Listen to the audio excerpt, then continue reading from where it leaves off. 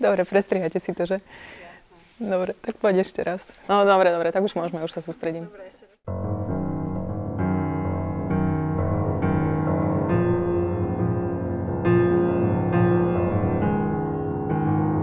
Volám sa Janka Kovalčík a som riaditeľka festivalu Viva Muzika. Ja som vyštudovala hru na klavíri, ale už na konzervatóriu, myslím, že to bolo v 3. ročníku, som pochopila, že sa lepšie cítim, bezpečnejšie sa cítim v backstage, čiže v zákulisí, takže už vtedy sa niekde rodilo to rozhodnutie, že sa budem skôr chcieť venovať hudbe z tej druhej strany a to mi zostalo až doteraz. Úplne všetko. Od ľudí, ktorí sú jeho súčasťou, od programu, od ľudí, ktorí chodia na festival, takže úplne všetko. No, to samotné obdobie, čiže leto, kedy sa ten festival deje. Samozrejme, že ma baví aj tá príprava, plánovať koncerty a chystať festival, ale už keď dôjde k tomu momentu, že máme prvý koncert a umelci už sú na Slovensku, alebo teda už sú prítomní, už sa skúša, tak vtedy to je tá moja najobľúbenejšia časť. No tak za tých 15 rokov, ktorých som súčasťou festivalu Viva Muzika, sa toho samozrejme udialo veľa. Asi takú najčerstvejšiu, neviem, či je úplne vtipná, ale je obdivuhodná je, že sa mojej kolegyni Katke tento rok podarilo zastaviť Party Lot na Dunaji, takže to je asi také najvýraznejšie, na čo si momentálne spomínam.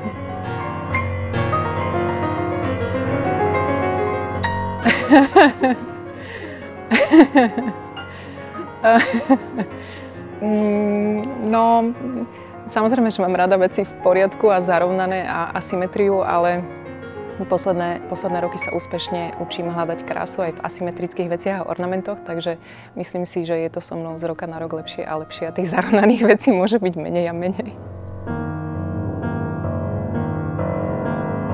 Nad tým som, priznám sa, nerozmýšľala. Takže neviem. Neviem, či je to guilty pleasure pesnička, neviem, či takú mám, ale rozhodne pieseň alebo skladba, ktorú si momentálne hrám dosť často, ktorá by sa možno že dala použiť ako odpoveď na túto otázku, je skladba Shine You No More. No, je ich niekoľko a väčšina z nich, mám to šťastie, že sa mi už aj splnila, ak sa teda rozprávame o tých dramaturgických, ale ešte je ich zopár, ktoré verím, že by sa mohli časom postupne splniť.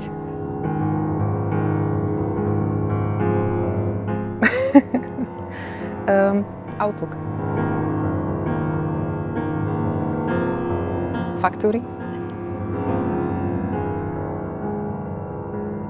Myslím, že to už zaznelo v nejakom rozhovore a myslím, že aj opakovane a bol by to Johann Sebastian Bach.